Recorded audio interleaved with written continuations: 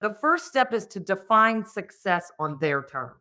Mhm. And it's so easy in this business because, the industry rewards big numbers. But the reality is, if someone's not creating goals that are in alignment with who they are and what they want their life to be about, they're not going to achieve them. The brain is going to smell a fish, if you will, and it will steer them away from goals that are strictly numbers based that don't have anything to do with their life.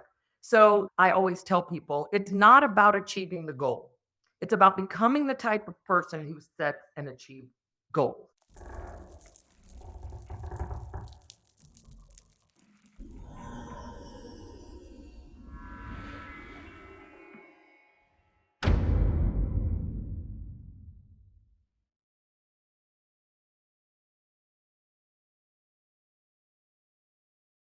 Hi. Hey, welcome back to the Real Estate Excellence Podcast. Adding value is what I'm going to bring to you today. I have one of the best and most sought after ladies in the industry here, especially in Northeast Florida. She's well known, especially in the Keller Williams market, but she has gone out and coached some of the best in the industry all the way up to the Georgia line down south, and probably even further than that. I know you've told me stories about different people in different areas. So I have Angi Bell of Angi Bell Coaching on.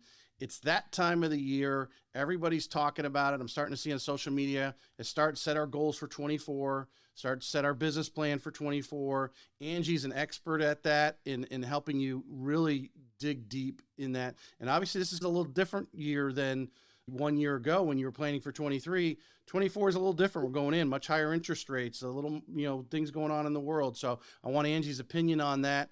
And we talked a little pre-show. She's got her opinion on the NAR lawsuit as well as if you just listened to my last podcast with Patty Ketchum that I did last week. So Angie, welcome to the show. Thank you, Tracy. It's great to be here. It's great to see you.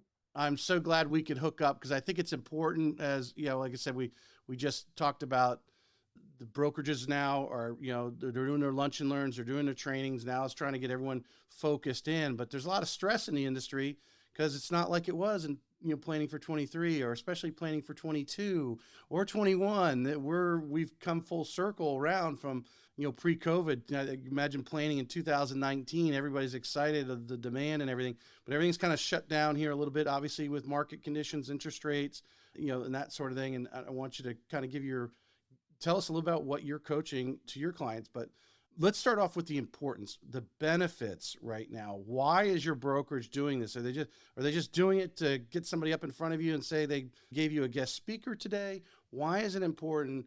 And what have you found in top real estate agents setting that business plan, setting those goals for obviously this case 24? Yeah, Tracy, it's a great question. And, I always conduct a business planning workshop, this time of the year in the fall so that people can be prepared for the next year and beyond. And for me, it's so important for me to help my clients and the people who attend my courses to understand that the first step is to define success on their terms. Mm-hmm. And it's so easy in this business because the industry rewards big numbers, volume, gross commission income, and sales units.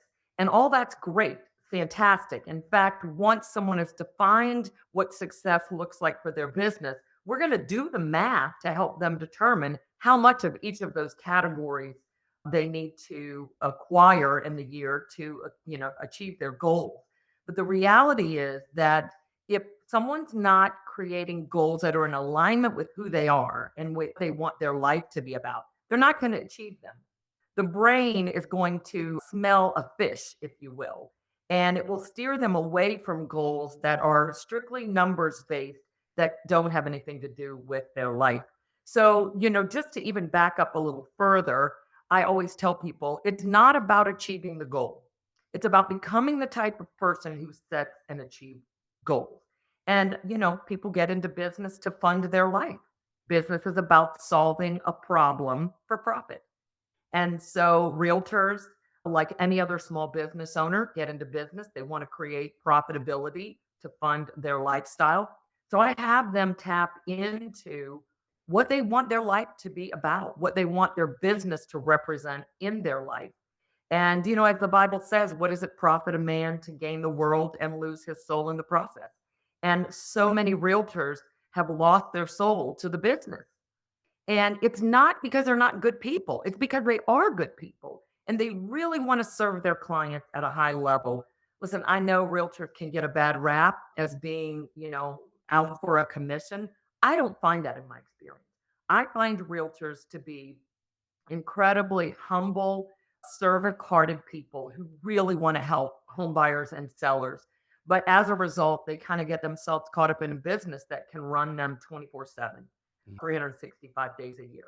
So I take them back. Let's tap into what you want. What is it actually? What's the amount of money you want to bring into your household to fund that life? And then let's set a business plan that encompasses all of that. And How this do you is how do kind of you differentiate? I mean, someone listening, and myself included here, when you kind of ask that question, well, how much money do you want to make?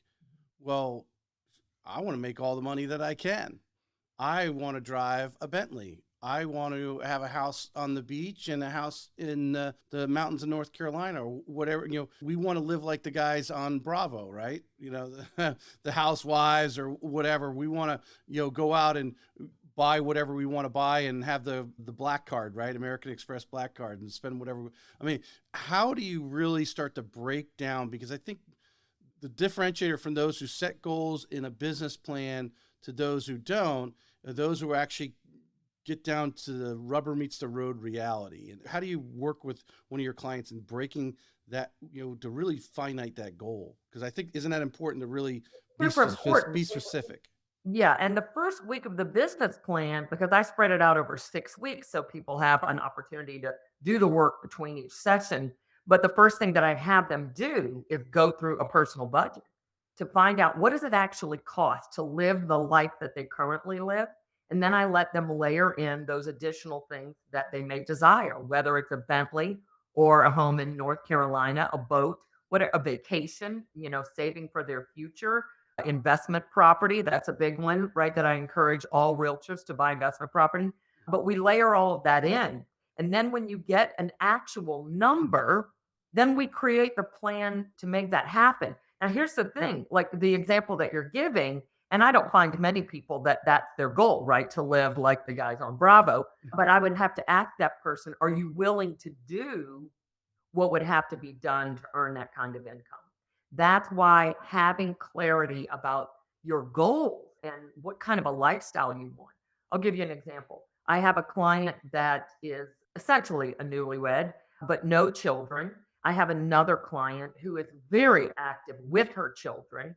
They are both top producing realtors. And I tell them all the time, you guys can't compare yourselves to each other because one is still in that business building phase where their business is so vitally important to them and they're sort of building an empire.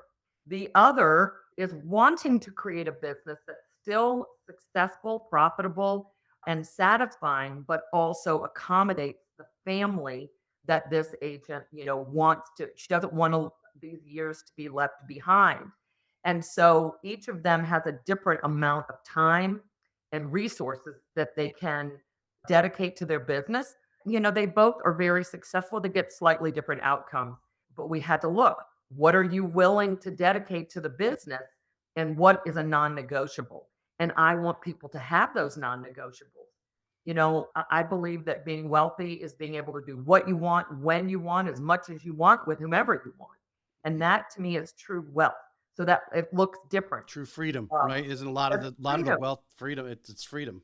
Yeah, to That's right. do. That's Yeah. right. We start with actual numbers. Like, let's figure it out. What are the amount of money you need or want to bring into your household to contribute if you're not the sole provider? And then we build a business plan around that. Because when you set these, moonshot goals, and I believe that we should all have those, but when it comes to your actual business plan, something that's so far beyond what you actually need and the time that you're willing to dedicate to your business, your BS meter in your brain is going to go on full alert and you're going to be less likely to achieve those goals than if you have goals that are in alignment with your values, with what you want for your business.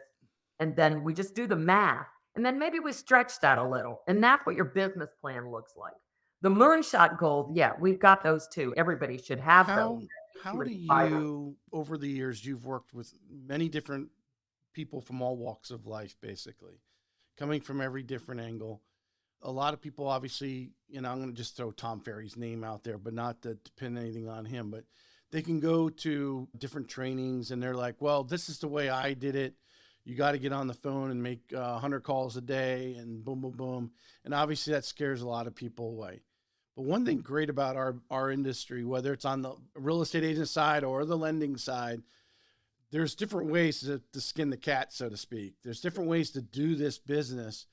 How do you dig deep into an individual client you're working with to exploit that method of marketing, networking, those fancy words, as far as, what's in their wheelhouse? What do they like to do? What are they going to get up and want to do every day? Yeah, that's a great question. As an executive director with the John Maxwell team, I'm a certified DISC consultant. And so, if our viewers are not familiar, the DISC is a behavioral assessment tool that was developed back in the 1920s by Dr. William Marston. And it sort of helps us better understand what makes us tick, how we make decisions, how we pace ourselves. And so you have the D, the dominant style, the I, the inspiring style, the S, the steady style, and the C, the compliant style. And we're all a mix of those things. When I begin coaching with someone one-on-one, that's the first thing we do is we do a DISC assessment so that I can better understand who they are and then help them better understand who they are, what makes them tick. A lot of what we learn in DISC is about how they're going to be able to show up most effectively as a salesperson in real estate and how they're going to be able to better understand their clients so that they can practice the platinum rule, right? Which says, do unto others as they would have you do unto them, right? Let's take that to the next level. And then I dig into their human needs psychology. What is it that they need? What makes them tick? What are the values that drive them? And once I get a better understanding of their model of the world, I can help them design a marketing plan for their business and a sales strategy for their business that does resonate with them. So I think part of the challenge with some of the more formulaic real estate coaching that you might find out there is that, we're going to, no matter what shape you are, we're going to put you in the same, whatever shape your peg is, you're going in the same hole. And it doesn't work for some people. For some people, they love to cold call. For some people, they love to send out letters. Some people love to door knock. My experience says that most people would rather focus on relationships. And we know that real estate is a relationship based business. When the National Association of Realtors surveys home buyers and sellers year after year, the data is clear. People want to do business with someone they know, like, and trust. Mhm. And that often comes from a referral or a relationship. And so, bottom line, I'm going to help my clients build a healthy database that's filled with relationships. Because all of these other things, while they can be useful, I'm not knocking anything, there are a lot of ways to, as you said, skin the cat. Yes, no cats were harmed in the filming of the podcast, but there are a lot of ways to do it.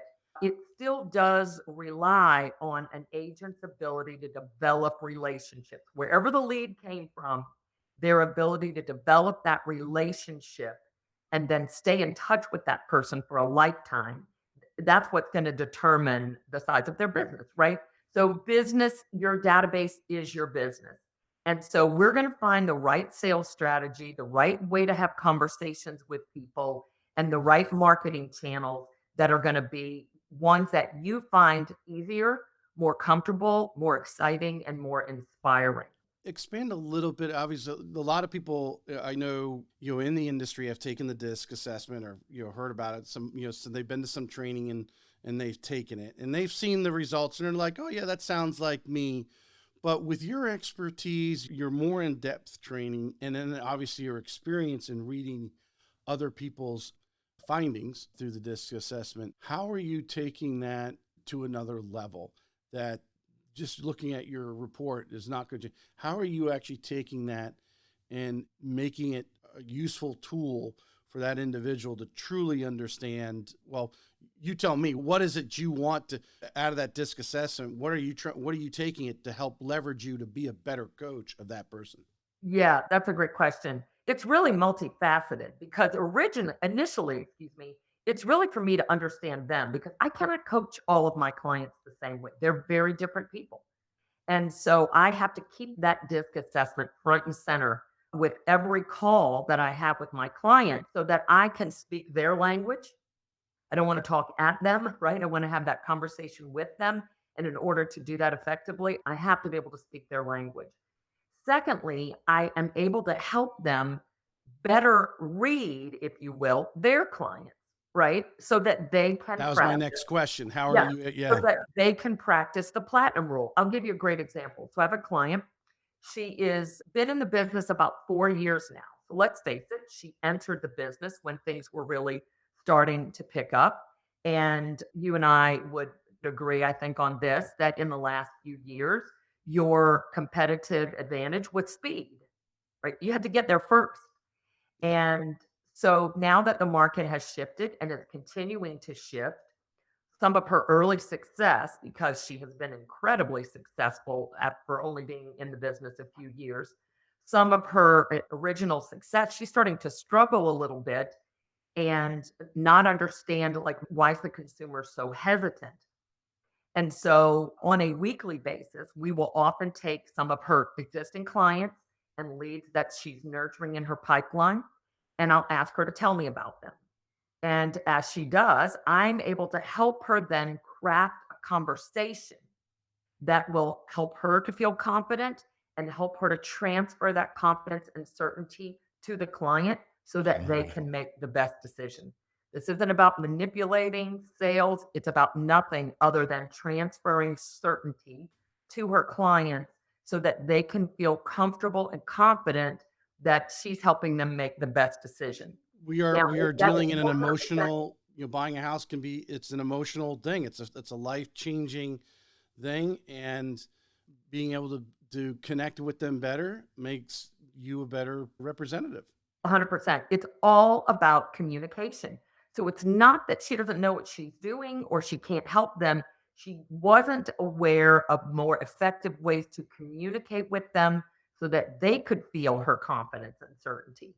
And so by using DISC, knowing who her clients are, and then being able to have conversations that are more empowering, she's finding her success is continuing.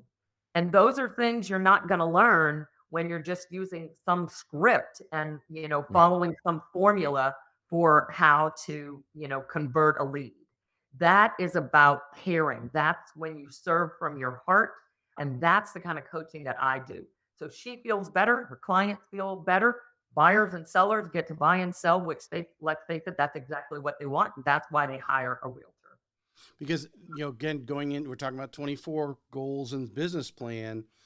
You're going to be spending more time with your buyers than you probably have in the last 3 years. Looking not only with lack of inventory out there, but obviously finding the ideal home for them. You're going to be spending more time. So having this, it's not as transactional as it may have been in 20 and 21, where it's like, find the first house and let's see if we can beat out the offer. And it was all about the battle. Now you're actually, like you said, spending some time in the car with them or whatever, driving around, and you need to strengthen this relationship, which ultimately I would imagine, part of their goals should be, strengthening that relationship, having a great relationship so you can get referrals. 100%. Let's think about this. So, when speed to market was your greatest competitive advantage, by the time you got a lead, you were under contract. If you did it, if you were the fastest, Hmm. you were under contract fairly quickly. And then things sped along to the closing table and you were on to the next deal. Now, I'm grateful that people are going to have time to further develop relationships.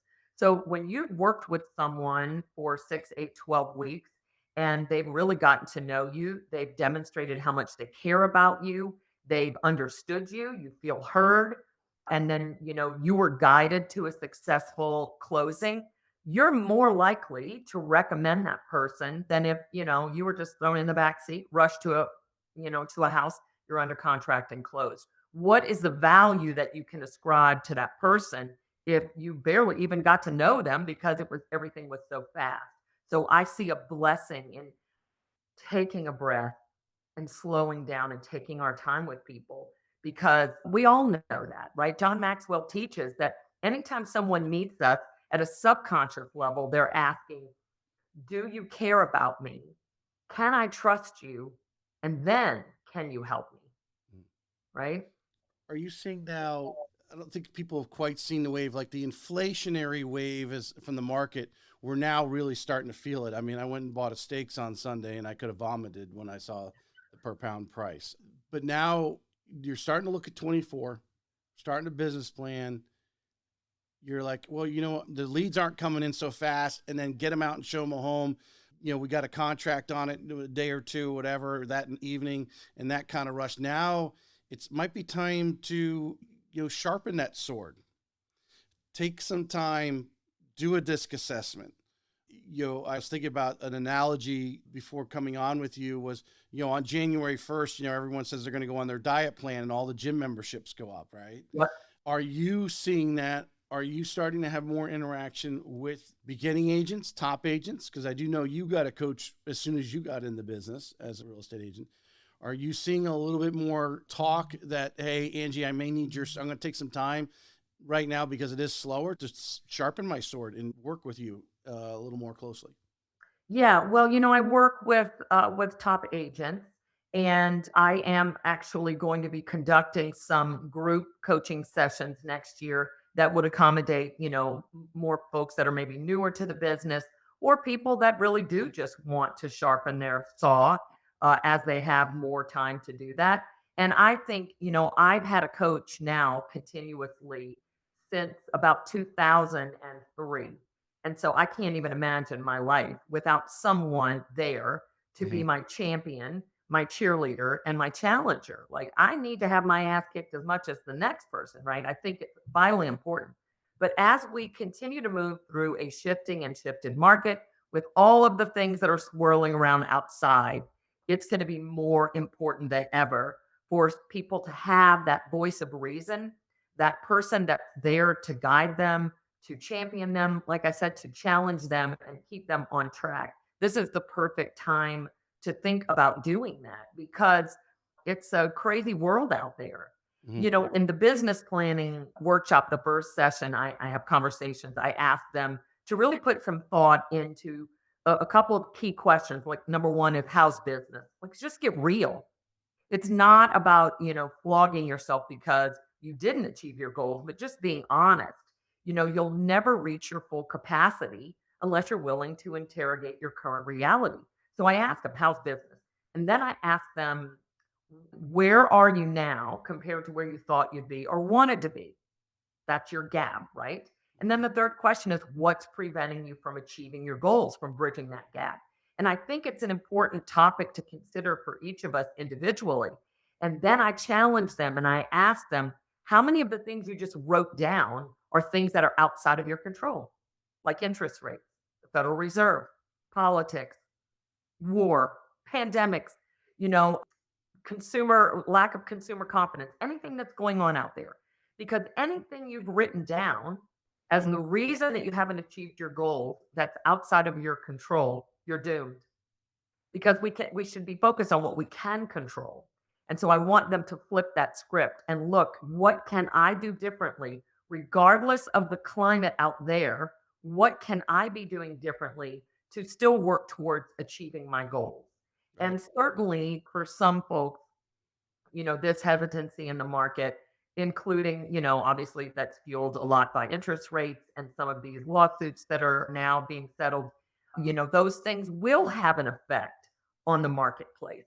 But the truth is, a lot of people will exit the business, I'm sure, in the coming 12 to 18 months. There will probably be fewer people coming in.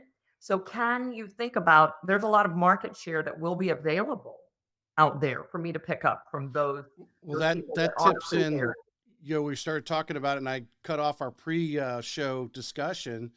The NAR lawsuit, right? That's an outside distraction. We can't control that. You should know about it, but would you agree? I mean, if there's any training going on right now, is how to address that should, which I think is going to be minimal. I do not think the public, in my opinion, the 95% of the public has no idea this lawsuit's going on. And because of that, I don't think anything's truly going to change except some addendums, as we talked about the buyer's page. But talk a little bit as that, because I, as you're coaching, I imagine the top agents are abreast of it, and what are they talking about, and how are they going to address it with their buyers and sellers as far as that's concerned, and nip it in the bud and be done with it. Yeah, and a lot of my clients, Tracy, this isn't really a concern for them because they have been consistently conducting thorough buyer consultations from the get-go. And many of them have used the buyer agreement for a really long time now. And I do believe that, it is incumbent upon realtors to be able to articulate their value to the consumer. And truth be told, if all you do is throw the buyers in the back seat and go open doors for them, I don't believe that you've demonstrated the true value. Every realtor knows that the work that it takes to secure a buyer lead and then help that buyer find a home and then get them to a closing table is as important as the work that you do with a seller. If you're not doing a buyer consultation, if you're not articulating that value, don't be surprised when you have a challenge. But the reality is that leaders anticipate and losers react. And Mm. so at this point, you know, I have some personal questions about where are the brokerages, where are the state associations, the local boards, and of course, NAR. Were they not anticipating that this was coming and preparing agents? Or are we now just going to be in reactionary mode and everybody's going to scramble to try to find a way to cover their, what, Mhm. throughout this process? I think agents should embrace this. If they have not been doing buyer consultations or using a buyer agreement, they should embrace this as an opportunity to up level their game, to set a new standard, to step up and really show the consumer how much they care and what the value is that they are bringing to the consumer. Because And embrace this as an I think you would opportunity. agree that this is not going to change the number of houses that are bought and sold next year. Correct. And the question is, what percentage of those houses are you going to be involved in Yeah. the Yeah. transactions? I think I was fortunate. I got into real estate because I was a realtor. I got into real estate in '06, shortly before the market crashed. And honestly, I guess ignorance was bliss. I sold a lot of real estate. When a lot of people were running around crying that the sky was falling, I remember there was an agent in my office who wore a button that says, "I refuse to participate in the recession." And so it's like, I'm with this guy. And so Yeah. I just went out and found people who wanted to buy and sell homes. And I was very successful throughout that time. And so I think this is another example of that. Are there going to be some changes? Absolutely. It's probably in the long run going to be a really good thing for the real estate industry because it will be very clear what listing agents do and what buyers agents do. The consumer will really understand the value that a realtor can bring to them. And I believe regardless, I've been in this industry for 17 years, and I believe that regardless of what changes occur, the consumer wants a realtor. They want someone who can help them navigate the process of buying or selling a home. Right. And so, we're going to separate those who can from those who can't. And that's Yeah. probably a good thing. Yeah. Well, I mean, much like your great athletes, you yourself have a coach, great salespeople, the top people all tell you that they have a coach currently. So I know there's people talk about they have a couple coaches, but have had a coach at some time or another. It's the same thing when they're going to go buy a home. They want that coach. They want that confident. They want that person who's on their side no matter what and has their back because they're going into something they only do several times in their life for most people. And they don't know what's behind the door. And they want that person that's experienced to hold their hand and guide them through and let them know everything's okay. Yeah, 100%. Mm-hmm. I wanted to ask you, we spent a few days back in 2019 at the John Maxwell. You've gone deep into the Maxwell team and continue. I know you were, I don't know, you could tell us a little bit what you were big Tony Robbins before that and how much you're doing. How does being part of those organizations, how does that help you when you're doing whether it's a group training or you're one-on-one? I know there's a lot of just, I mean, you just, John Maxwell and Tony Robbins, just, I mean, they make you feel good. I mean, those guys are just the energy that comes out of them, the knowledge, the just something about it just gives you your adrenaline gland goes off type of thing. How has that changed since 2019 and digging deep into John Maxwell improved your coaching? Yeah, that's great. So, I've been engaged with the Tony Robbins organization since 2012 and am trained and certified through his Robbins Madonna's coaching. And now I'm on the leadership track with the Tony Robbins organization. And what Tony really teaches is the psychology of success. And most people want the how, like, tell me what to do and I'll go do it. But Right. the truth is That's that me. yeah. If you don't get the psychology right, though, it's not going to stick. It's going to be a lot harder to achieve those goals. This is that concept of who are you becoming in the process of setting and achieving goals. So my work with Tony continues. And as part of the leadership team, I'm learning a lot more behind the scenes, how he does what he does. Certainly, he is an inspiring figure and he can really get your adrenaline going, but strategically, he's the best. I mean, he will teach you how to run a business. He will teach you how to create success in any area of your life. And I take a lot of my cues from Tony because he has changed my life. He's changed my life. And as far as the John Maxwell team, John is the number one leading authority on leadership. And I think that we're in a place right now, globally, you know, all from the very top all the way down to the family, we are in critical need of leaders. We are so weak in terms of leadership at all levels. And so the reason that I went deeper with the John Maxwell team is because I believe that it all starts with leadership. Mhm. And so I want my clients to be leaders of their businesses. I want them to be leaders in their family, in their communities of faith, in their charitable organizations. And when we all can be stronger, better leaders of ourselves and our immediate world, that's going to ripple out into our larger communities, our country, and the world at large.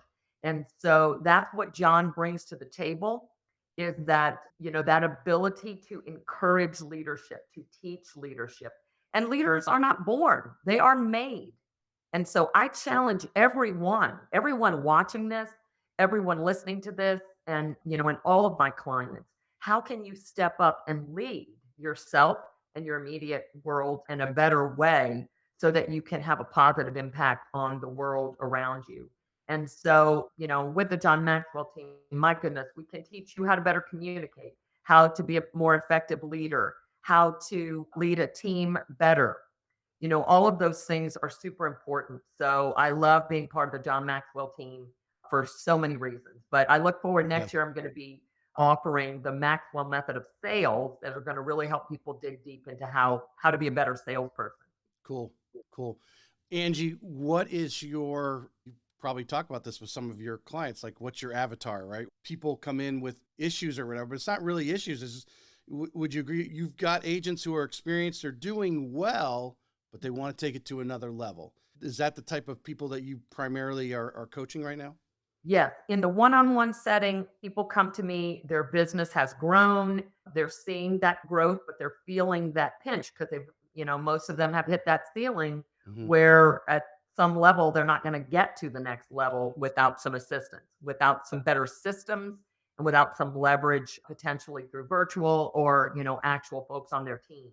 And so in the one-on-one setting, I love working with top agents who are ready to take it to the next level and potentially build a team of their own of some, any size really. Right. In the group settings, I love working with teams because you've got someone at the top who is probably a great leader, maybe not a great coach, or they just need another voice to come in and support what they've been attempting to do with their team. And the team loves having someone who's kind of on their side, who gets them individually, but wants to raise them up collectively. And then I do some small group cohorts that are, more like boot camps or a breakthrough programs that could be a combination of a small group of agents from any level really that wants to grow, but maybe they're not ready for that one-on-one yet. So in that one-on-one, Yeah, I love those agents that they've got a knot on their head because they keep bumping up against their ceiling. When you talk about mindset, because I think a lot of people don't realize they are successful to a certain level. They may be listening to this because, well, I'm not that top agent, when really they actually are. They don't realize they are actually doing really well. They've hit this lid and don't realize why they're sort of treading water, that reaching out to you for a consultation and figuring out whether or not they would be a good coaching client to truly move their business to another level. They shouldn't be so shy about it. But would you agree that a lot of people underestimate themselves in Oh, that? 100%, 100%. Because in many brokerages, your knowledge of what somebody else is doing can be limited. And oftentimes the agents that are promoted at the meetings, are the ones that are really at a different level and, maybe sleeping under their desk because they're just working so hard. So maybe their quote success seems out of reach for you. A lot of agents think, I'm already working 7 days a week. I can't work any harder. So how can I possibly grow? And so I encourage people, just reach out, set up a complimentary discovery call with me. I'm happy to talk with anyone who wants to know if they're ready. But the Okay. truth is, like you and I know about coaching, we need them at all levels. I mean, I've got grandchildren, they've got coaches for everything that they do: guitar, basketball, Right. baseball, swimming, all of those things. They've got people that are helping them along so that they can find better, more effective ways to, become successful at whatever it is. So I think we're all familiar with the concept from a very early age. And let's face it, the best teachers are coaches. Right. So, it's all part of it. It's interesting that so many people get into business and think I should know how to do this and I shouldn't need someone to help me. That's insane. Right. We all know that when you work with someone who is an expert and can help you grow, you're going to grow faster than if you try to figure it out on your own. And that's the magic, I think, of coaching. It's that collaborative effort to help you get to your best next level. And that's what I love to do. Excellent. I appreciate you coming on today. You post on LinkedIn quite a bit. That's your kind of your social media space, if we want to Yeah. call it. Angie at angiebell.com. Obviously, from the audio version, this will be on the show notes and Apple and Spotify and everything, her contact information. But simply look up Angie with an I, Bell, simple as that, on LinkedIn, and reach out and have that one-on-one consultation. I don't underestimate yourself. I think this is a perfect time to reset, because like you said, a lot of people are going to drop out of the industry, both in the mortgage side's already seen loss, huge losses. And we're going to find out as the year ticks along, the amount of licenses that are being pursued for new agents and so forth, I'm sure is dropping. Agents are going to fall out. And are you going to attack 2024 with a sharpened sword, and go out there and get a little more than you did in 23, even though the market might not be as healthy as it was in an early part of this year, Yeah, the- 100%. And regardless of where you are in your business, this is your time. Take a breath, figure out what you need to focus on in order to grow to the next level, whatever that next level is. Don't be in despair about what's going on out there. You can't control any of it. You can only control yourself. And so go build relationships and you'll have success. I always have one more question, and I want your opinion on this. We've had a lot of agents that became agents in 2018, 19, and they've only seen, they weren't in 2006 like you and I were in there and saw what happened in 7 and 8 and wondered, are we in the right industry? Should we get out of this type of thing? They had success. They are a successful agent. Maybe they may be a little nervous about 2024 because they really do need to have that coach, that confidant in their corner to square away their business now that they've accumulated all these past clients over the last few years. And now they really need to truly, milk those clients and the referrals and to continue their business in the 24. Would you agree? Yes, 100%, 100%. And I would say to anybody who hasn't experienced a market other than the one we just sort of came out of, buckle up. This is business. This is Yep. real estate. Just like the economy, it is all cyclical. And so we are in the winter, but spring always follows winter. Are you Mm. going to be prepared? Are you going to be ready? Or are you going to be behind, behind the eight ball, as they say? And Yep. I think even if you feel that your business has slowed, just keep jogging. It's a hell of a lot easier to pick up the pace and run again from a slow jog than from sitting on the bench. So keep moving forward, regardless of whether, you may have a flat year next year or you may experience a slight decline. It doesn't have to be that way, but if it is, don't give up. This is 100% up to you. And if you go into your office and people are crying about the sky is falling, get out of there and go have a conversation with someone, because a Yep. conversation will lead to a transaction, which will lead to repeat and referral business. That's the name of the game. It's that simple. Go take care of people. Angie, love you. Appreciate it. Tracy. Great stuff today. Thanks, We'll Tracy. talk to you soon. You Okay, have a great day. you too. Bye bye.